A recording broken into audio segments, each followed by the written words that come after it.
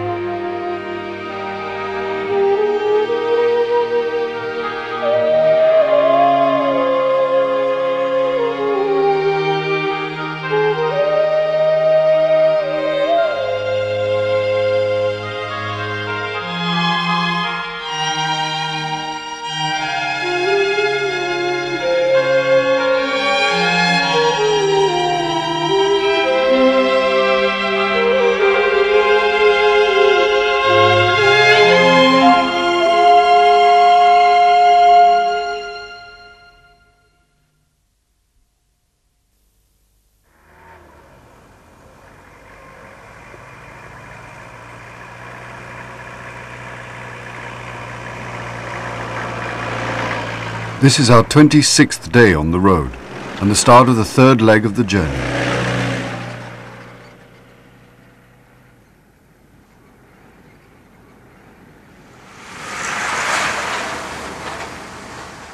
The northern arm of the Silk Road hugs the foothills of the Tian Shan Mountains on the edge of the Taklamakan Desert. Until the Chinese tarmacked the road in 1970, it was just a dirt track which at night or in a sandstorm became a trackless wilderness. The first European to map this desolate region was the Swedish explorer Sven Hedin. His first expedition in 1895 was very nearly his last. The local guide supplied enough water for 4 days in the desert instead of the 10 requested. When the caravan lost its way, the guide was the first to die. The others became insane with thirst, drinking anything, even sheep's blood and camel's urine. By the 5th day, the men, camels and other livestock were all dead, except for Sven Hedin and one other man. If I was doomed to die in the sand, I wanted to be properly attired. I wanted my burial clothes to be both white and clean. But fate was on his side. Spying the dark green line of an oasis, he dragged himself to safety. I stood on the brink of a little pool filled with fresh, cool water, beautiful water. I drank, time after time. Every blood vessel and tissue of my body sucked up the life-giving liquid like a sponge.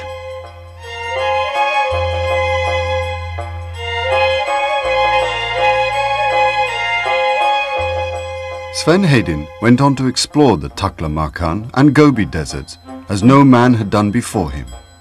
He discovered the first sand-buried cities which the archaeologist Mark Aurel Stein would later excavate. By nightfall, we reach our first campsite. The local fishing community of Lake Bachu gives a feast in our honor.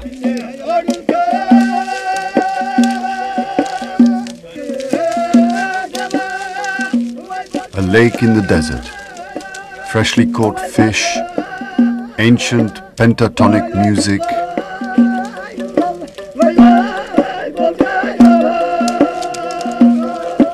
and a raging fire create a primeval atmosphere.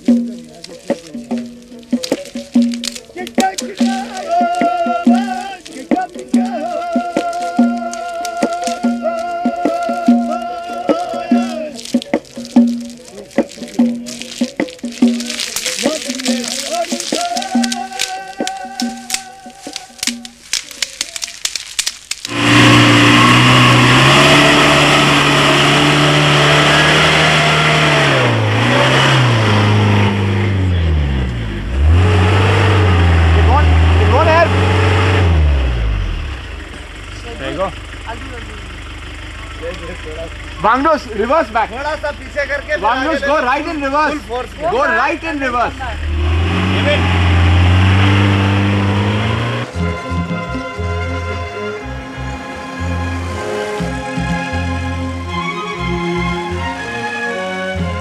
As the ancient Chinese Empire expanded westward year by year, a line of watchtowers was built to protect the Silk Road caravans from marauding tribes. One of the last surviving towers stands near the oasis of Kucha. Built in the 3rd century AD, its original wooden struts have been miraculously preserved by the dry desert air.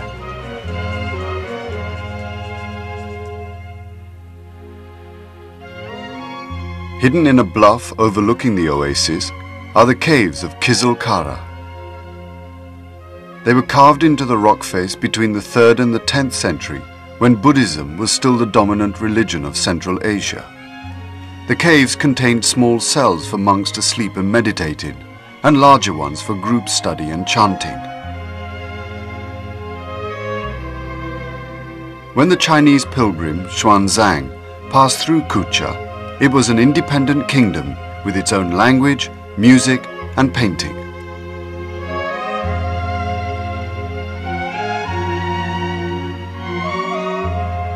At Kizil, the French archaeologist Paul Pelliot discovered Buddhist documents on birch bark that turned out to be the first evidence of the lost Kuchian language, a variant of the Indian Sanskrit. But the man who really made his name here was a tough German doctor called Albert von Lecoq. Greco-Buddhist art arose at the time of Alexander the Great, whose Greek army reached as far as the Peshawar Valley, now in Pakistan. The classic meditating Buddha was a Greek inspiration. It broke from the early Indian tradition of representing the Buddha only with symbols. Ironically, this Hellenistic imagery provoked Muslim conquerors into destroying Buddhist art, which they regarded as idolatry and an offense against Allah. But Lecoq discovered another reason.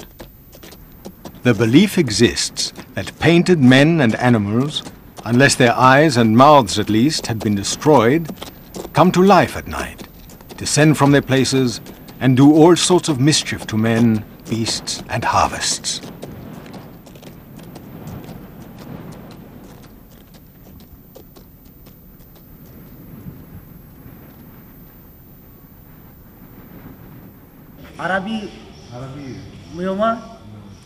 The artistic Kuchians were gradually absorbed by the Uyghurs, a Turkic tribe who converted to Islam in the 10th century. Like other Muslims, they learned their Quran in madrasas, the traditional Islamic schools.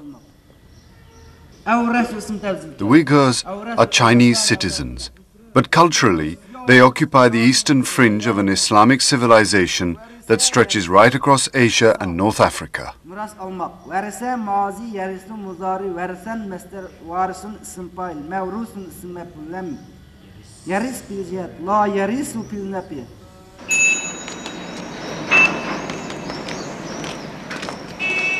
Aksu is a modern town with a large population of Han Chinese immigrants.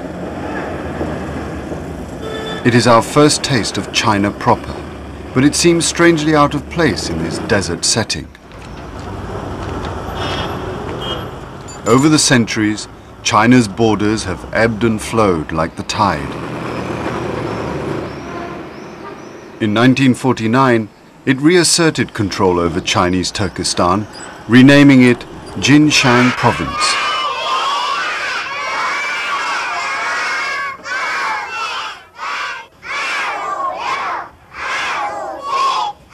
The first wholesale transfer of Han Chinese to the new province was ordered by Chairman Mao. The children of these latter-day pioneers are the second generation to grow up here.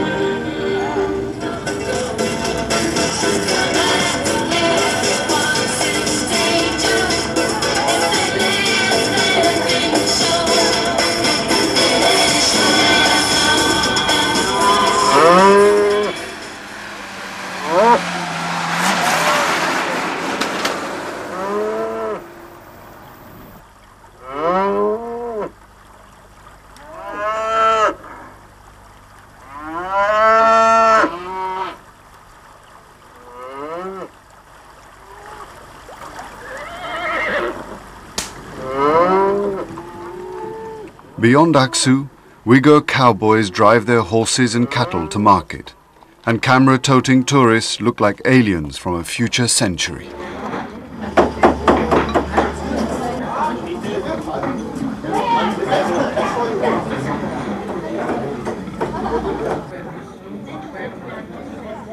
Lunch is a quick pit stop at a Chinese cafe, but this is fast food with a difference. Meat and vegetables are kept raw until ordered, and even the noodles are made on the spot.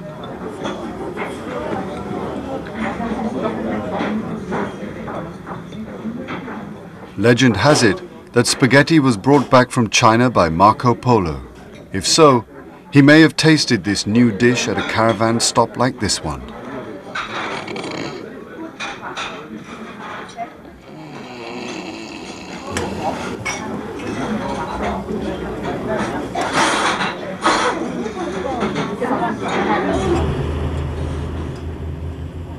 The heat and dust and the long distances between one oasis and another make for a grueling trip, even in a jeep.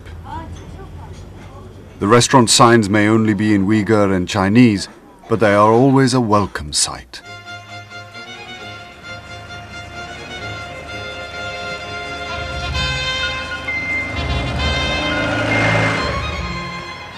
There are several hundred miles to cover each day we are on the road. For long stretches there is nothing for the eye to contemplate but a ribbon of black tar between an endless expanse of desert and sky.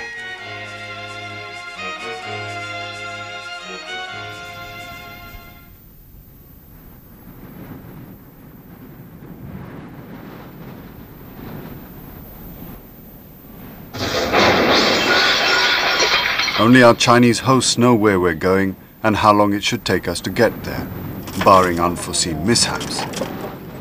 The wind blows a continuous stream of sand, grit and small stones against our cars, and some are as sharp as bullets. When a windscreen bursts on one of our jeeps, bits of glass spray everywhere.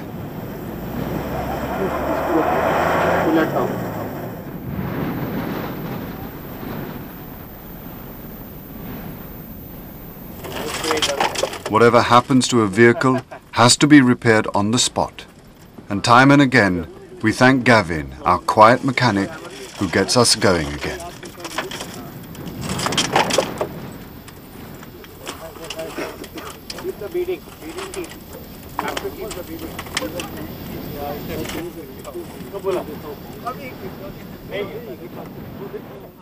Yakoto stands on a high cliff surrounded by riverbeds. It was already the capital of a Han Dynasty province in 200 BC. The Chinese took refuge here from the same early Huns who drove the emperor to build the Great Wall of China. The layout of a later Tang Dynasty town still survives. In 1898, Dmitry Clements, a Russian botanist, explored Yakoto and other nearby sites. He took pictures, drew ground plans, and removed the first temple murals. He published a report showing the precise location of each site. But the Russians did not return until 4 years later. By then the path had been well trodden by others. Armed with the Russians' map, Lecoq set out from Urumqi in September 1904. Today, Urumqi is an industrial city, the capital of Xinjiang province. It lies further from the sea than any other city in the world. But its name means beautiful pastures.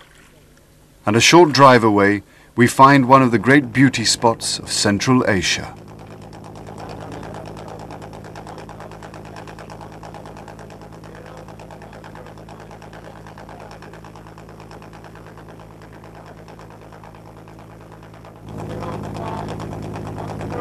To discover Heaven's Lake after weeks in the desert is strangely liberating.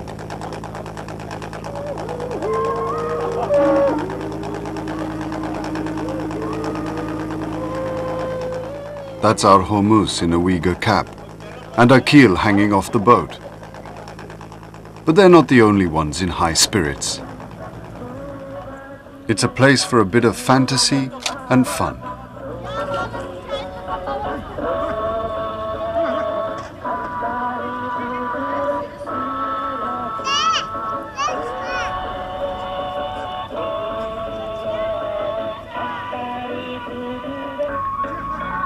Snap.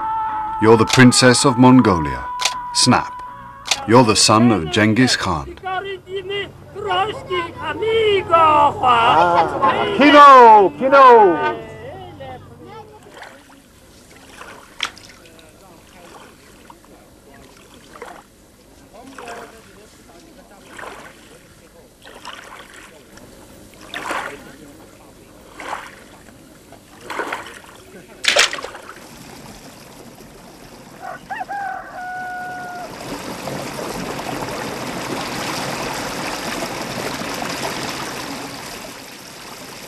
More convincing descendants of the Mongol king are camped only a few miles away. Kazakh nomads have roamed these parts since ancient times. Like the Mongols, they live in portable yurts and depend on their horses and livestock for a living. As a minority people, they are allowed larger families than the Han Chinese, who are restricted to only one child per couple.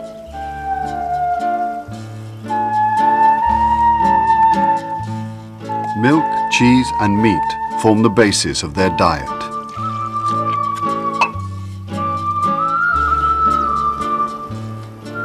Their freedom and self-sufficiency is enviable, at least to those of us who have grown up in a big city.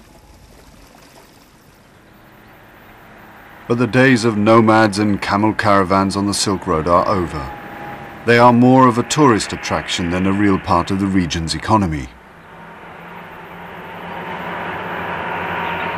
A constant stream of trucks carry raw materials and supplies between modern trading centers like Aksu and Urumqi.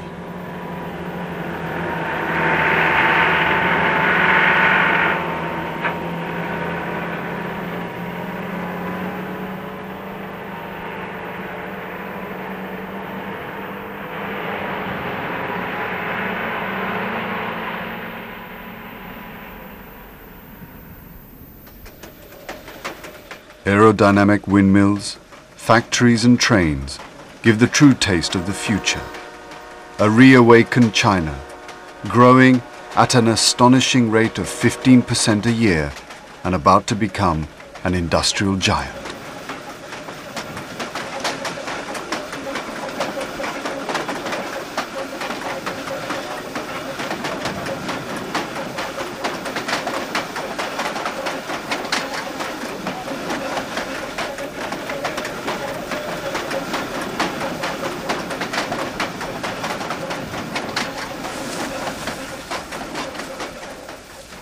We follow the train across lush green fields lined with poplar trees.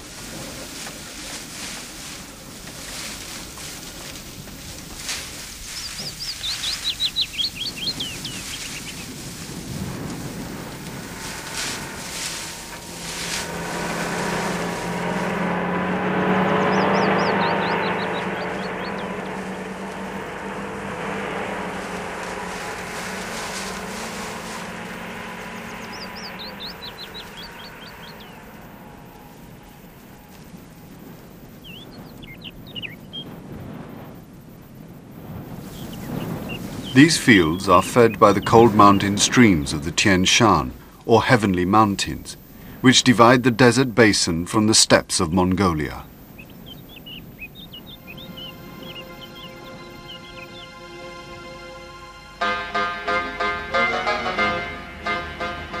We begin our descent to the Turfan Basin, also known as the Land of Fire.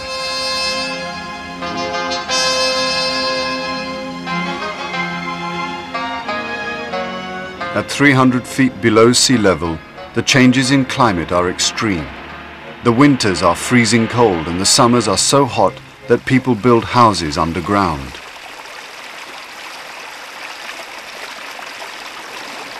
The oasis of Turfan has a highly efficient irrigation system called the Kyrgyz.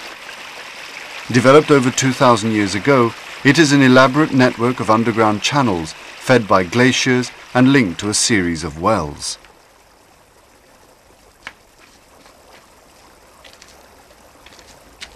The Kyrgyz system uses gravity to bring water to the surface, often at a great distance from its original source. And people of the oasis depend on it for their survival.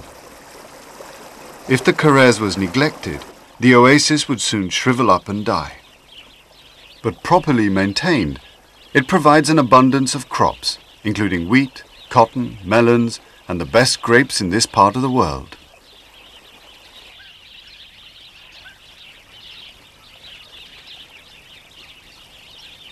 Dubbed mare's nipples because of their oval shape, these grapes provided the first wine to be drunk in China during the Tang dynasty.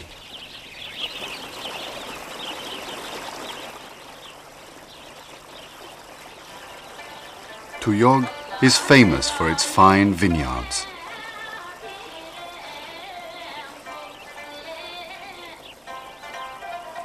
It lies in a gorge beneath the flaming mountain.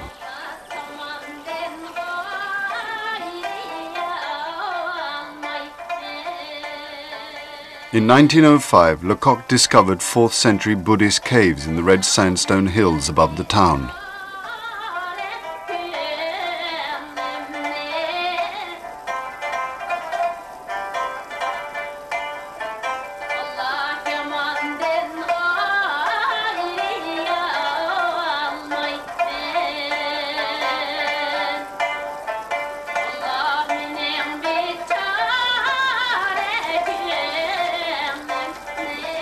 Over the centuries, holy men continued to use them as meditation retreats, and today, Tuyog is a place of pilgrimage, a second Mecca.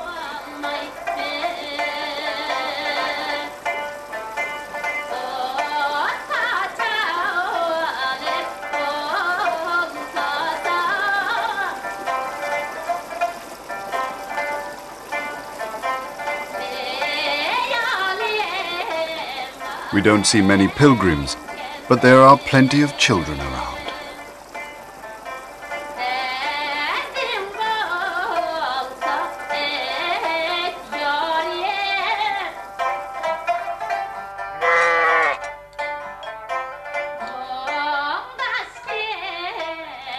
In summer, Uyghur families live in open-air courtyards.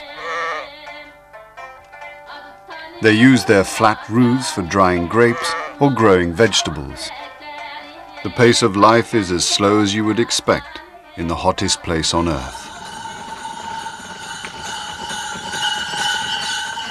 South of Tuyog lie the ruins of Karakoja. Built as a garrison town in the 2nd century BC, it became the capital of the kingdom of Gaochang during the Han dynasty. In the 9th century, the Uyghurs based the kingdom of Karakoja here. They introduced Manichaean religion, which flourished alongside Buddhism and Christianity. Lecoq reached Karakoja on November the 18th, 1905. Much of the city had been destroyed by local farmers who regarded the old walls with their brightly painted frescoes as an excellent fertilizer. Carved temple beams were also carted off to be used as firewood. Then a farmer led Lecoq to what he later described as his greatest single find. A 9th century fresco of what is thought to be the prophet Mani surrounded by his disciples. Mani was a 2nd century Persian who believed himself to be the savior of mankind. Like the Zoroastrians, he believed that the world was based on 2 opposing principles, good and evil. Like Christ, Mani was crucified, and his followers, the Manichaeans, fled eastward along the Silk Road. They continued to make converts, and the faith survived for another 700 years. Lecoq's finds added enormously to our meager knowledge of this extinct faith. But he felt that an enormous treasure had been lost shortly before his arrival.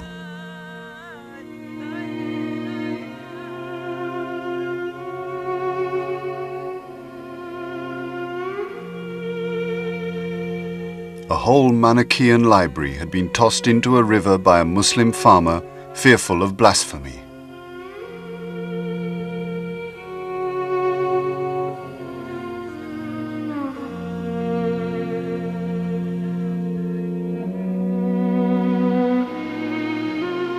Nonetheless, Lecoq found many important remains. a Byzantine-style mural from a small church belonging to the Nestorians, a Christian sect outlawed in the West in the year 432.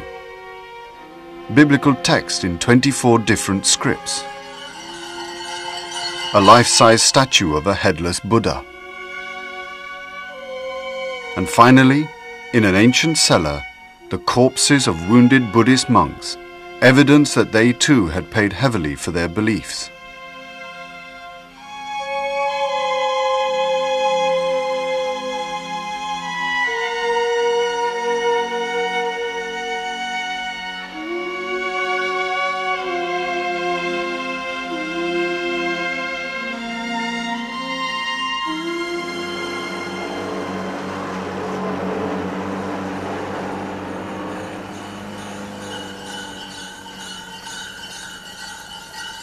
Despite the riches which Lecoq had already uncovered, one of his biggest hauls was yet to come.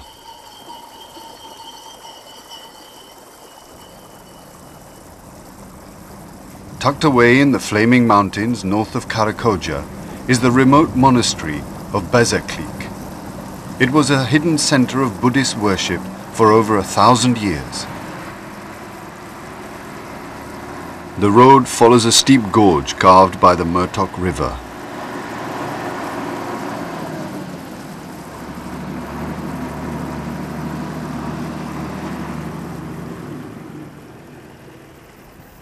Stone ramparts make natural cathedrals in the rock face. It is a perfect site for a religious community seeking refuge from the violent clash of cultures in this cauldron of Asia.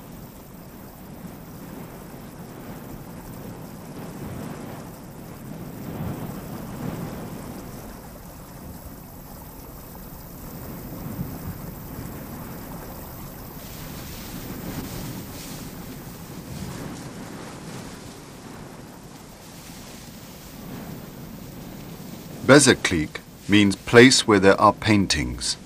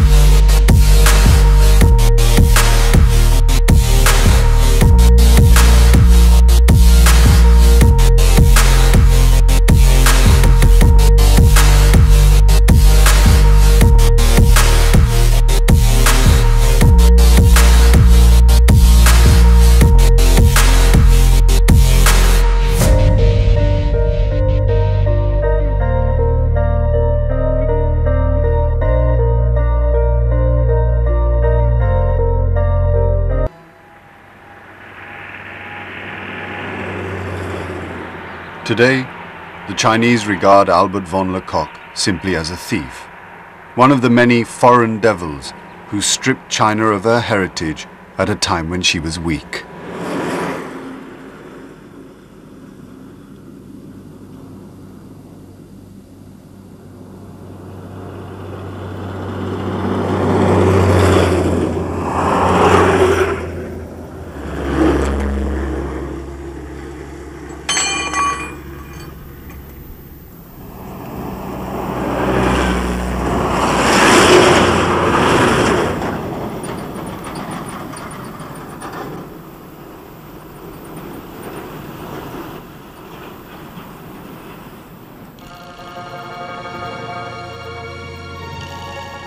But in 1905, Lecoq could still feel he had secured his place in history as one of the world's great archaeologists.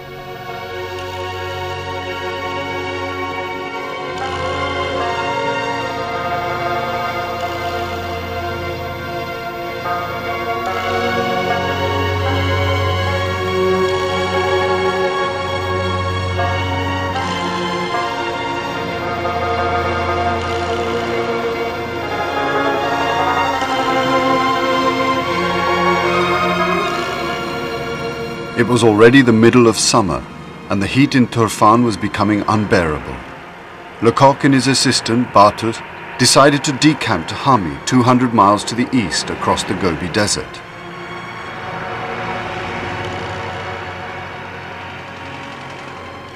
Here, they were lavishly entertained by the last Hami king, who, despite being a Muslim, liked to drink French champagne. Within a year of Lecoq's death, the Chinese would reassert control over the region. The tomb complex of the Hami kings, which includes this abandoned mosque, remains the city's most impressive monument.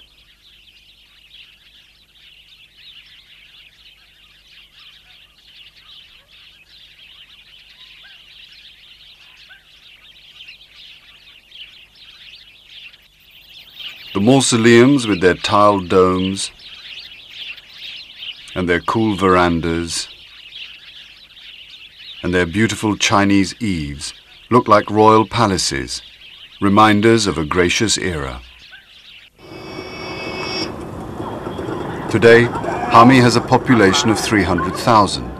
There are many different nationalities, including Uyghurs, Kazakhs, Hui and Mongol, but the majority are Han Chinese. In summer, the city starts to come alive in the late afternoon as the sun goes down.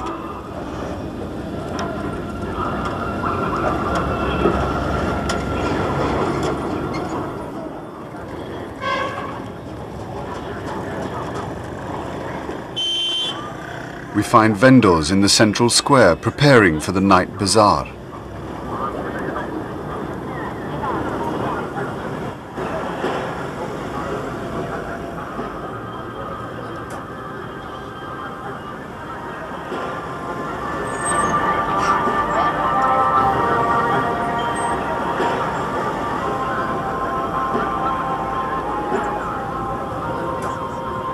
And the Picture Palace, which tonight is showing a free movie in the open air.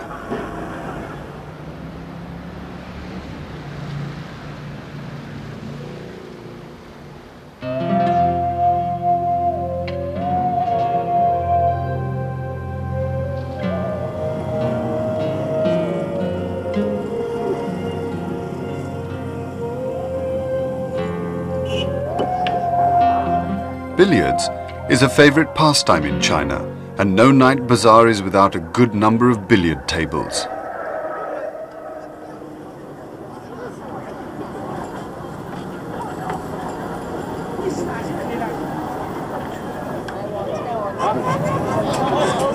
Uyghur kebabs are the preferred fast food.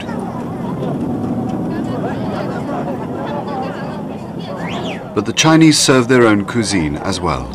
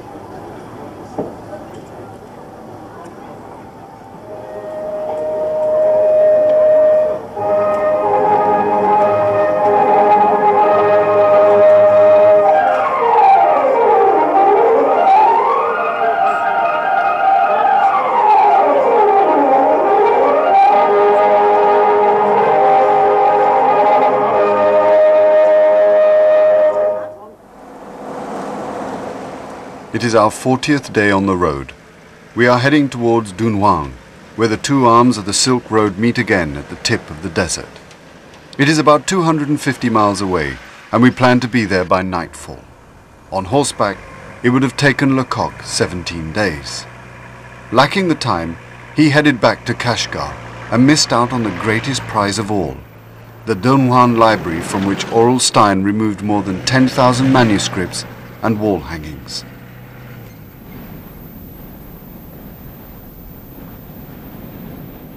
We reached Xinjiang by lunchtime.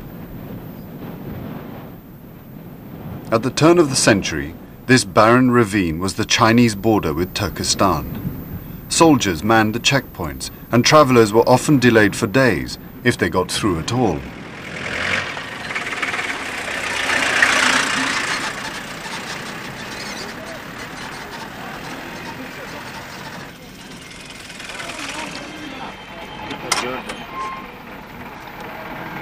Now it is simply a place to take our midday meal. We fill whatever cafe we come to, so our guide, Liang Limin, tries to make sure we get here on time. Arrivals and departures are calculated to the minute, and we are often chided for our lack of discipline.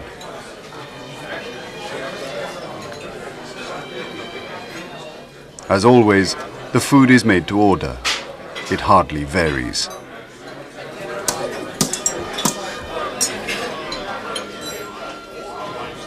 We know the dishes now and are getting used to eating with chopsticks.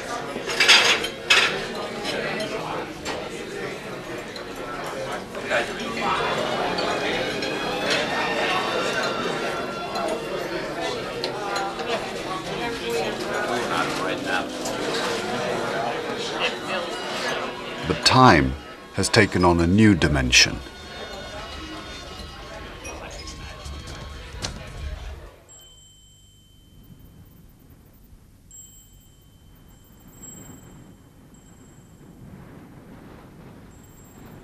For 1,000 years, Chinese travelers leaving Dunhuang for the west stopped at the caves of the 1,000 Buddhas to pray.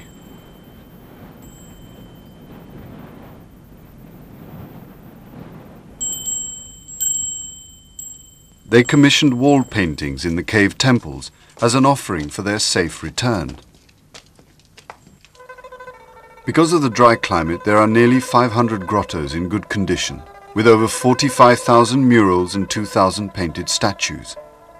It is the richest collection of Buddhist art and literature in the world. Because of its remoteness, few Westerners knew anything about the Magao caves until the early part of this century. Even today, it is the least known of China's wonders.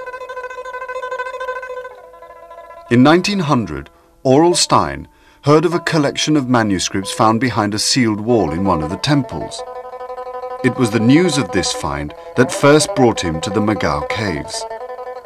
The man who made the discovery was an eccentric called Wang. He felt he had been ordained to restore the caves with his own statues and paintings. To raise money for this folly, he considered selling a portion of the 50,000 manuscripts in his possession. But what finally tipped the balance for him was Stein's passion for Xuanzang, the Chinese pilgrim whom Wang regarded as his patron saint. Michael has been following the trail of Xuanzang since our journey began, and is eager to see Cave 17. Here, the self-styled Abbot Wang handed Stein over 7,500 painted scrolls and manuscripts for a mere £120. The collection is now housed in the British Library in London. Conservationists carefully clean and prepare each item for scholars who wish to study them. Dating from the 1st to the 10th century AD, they are written in dozens of extinct languages and cover science, history, art, and economics, as well as religion. So this is the oldest printed book in the world. Yes, and Stein found it muddled up with thousands of other sutras in the Cave of the Thousand Buddhas in Dunhuang. In Dunhuang, yes.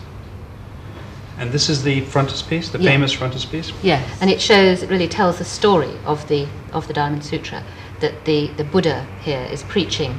He's answering questions posed by his funny little old disciple here, Subhuti, who's sitting on a meditation mat with his shoes placed neatly beside him. And you have Buddhist lions, guardians of the faith, further guardians, and then a whole crowd of bhikshus and bodhisattvas and a Chinese emperor all listening to the exposition of the sutra. Amazing. What does this say here? This is an instruction to whoever's going to read it aloud to the faithful. Fan Yu Jing, Xian Nian Jing Kou. For anyone who wants to read the sutra must first have a clean mouth, and then the Zhen Yan, the true words, will spread all over the world. All over the world. Yes. In the terms of the evolution of a book, how far away are we from, say, the Gutenberg Bible? Well, this is more than 500 years earlier, and it's printed using woodblock printing, which is the way that the Chinese always did it. But it's way behind, way much earlier than that. Much earlier. Yes, but by the time the Gutenberg Bible was produced, the Chinese were also using the book format that we'd recognize. Very beautiful. It looks like calligraphy. That's because when the Chinese printed using woodblock, they used to get a scribe first with beautiful handwriting to actually write out the text in calligraphy. So he would write it out, and then the paper would be pasted face down on a wooden block, and the characters carved. So it is much closer. Thank goodness, this is a long book. And right at the end is the most important part, in a way, because this is the date. It says Xiantong Jiunian, that's the 9th year of the Xiantong reign period, which is 868 AD. Wang Jie, a man called Wang Jie, Wei Erqian, for his two parents, offered this for Kusher, universal distribution. So he paid for the printing of multiple copies of this to go out to all the temples across China so that his parents would gain in heaven. Gain merit. Gain merit, yes. Oh, I see. Unlike other Buddhist sites along the Silk Road, the Dunhuang caves were considered holy by the local population and were never completely abandoned. Excavations were thus out of the question, but Orlstein studied them carefully nonetheless. In their freely drawn landscape backgrounds, their Chinese architecture, the bold movement and realism of their figures, a distinctly Chinese style prevailed.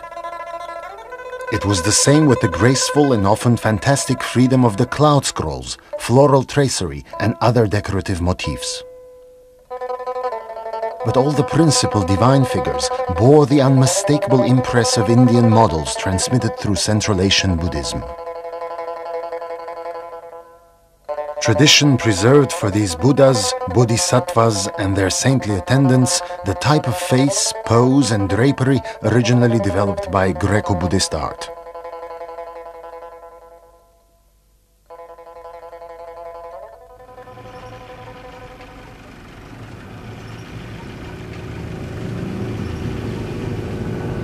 A Ming Dynasty fortress stands against the backdrop of the Ningxia sand dunes. It is perfectly preserved, right down to the banners on its ramparts. But this is not due to the dry climate.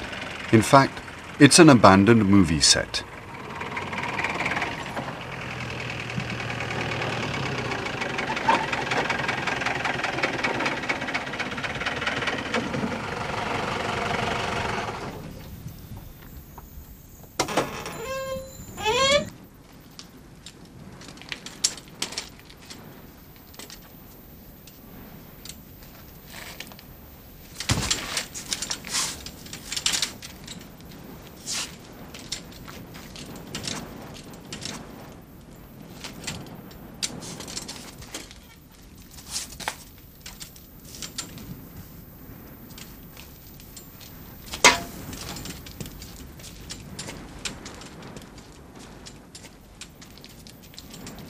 Fantasy takes hold of the dullest imagination in the desert, making one see and hear things that should not be there. Hari Ahluwalia imagines he is travelling along the Silk Road in a caravan, all the way from Samarkand to Mount Everest.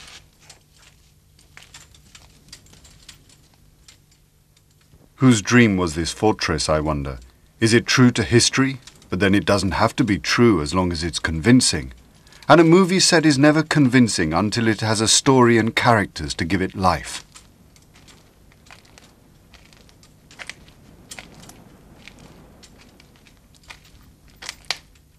One I like concerns Marco Polo's fabled city of Etsina. In 1908, the Russians made their first and only major discovery in Central Asia. At a remote spot in the Gobi Desert, they were astonished to see rising from the desert a huge fortress city. The Russian explorers entered by the western gate to find a large quadrangle with the scattered ruins of many buildings. The natives of a nearby oasis told them how the town came to be destroyed in the 14th century. The last ruler was called Kara San Soon. He thought his armies were invincible and dreamed of seizing the throne of China. But the emperor sent a large force against him and after several battles laid siege to the rebel capital. The emperor's army was unable to take the walled city by direct assault, but managed to divert its water supply. The defenders dug a deep well, but finding no water, decided on one last battle. Kara San Soon prepared himself for the inevitable. First, he lowered his treasury, comprising 80 carts of gold, into the well. Next, he killed his 2 wives, his son and his daughter to keep them from falling into enemy hands.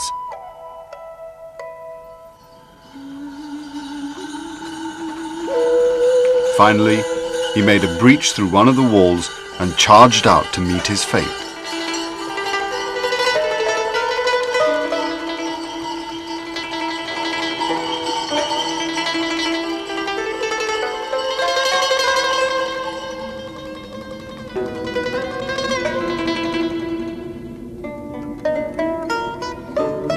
His once invincible army was smashed and he himself killed in battle.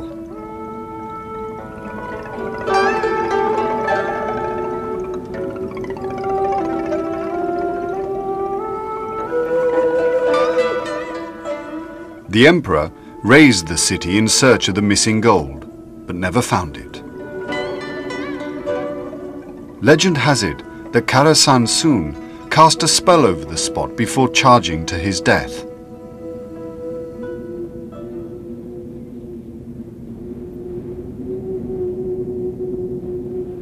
The Russians failed as well to find the gold, and so it remains hidden to this day.